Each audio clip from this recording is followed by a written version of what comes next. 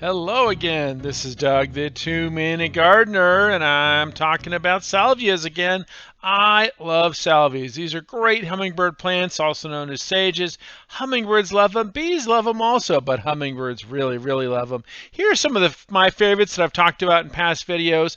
The Chiapa sage, wonderful pink guy. The hot lip sage, really fun as well. Nice small little guy. Pineapple sage, no, called that because the leaves smell like pineapple. And of course, autumn sage. And of course, the Mexican bush sage, my favorite of all the salvias. Very easy to grow. Done a couple videos on that.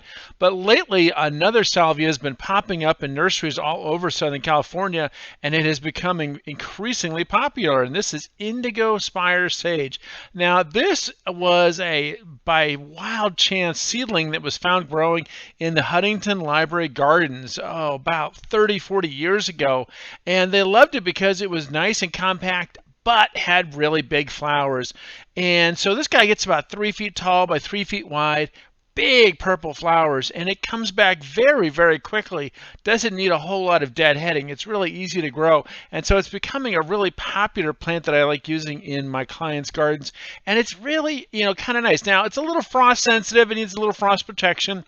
Best for USDA zones 8 through 11, but it can handle the heat, and also rabbits are not very fond of it.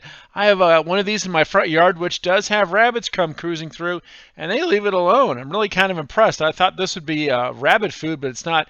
And as you can see, the bees are also fond of it. So Indigo Spire Sage, give it a try. Well, that's all the time we have for today.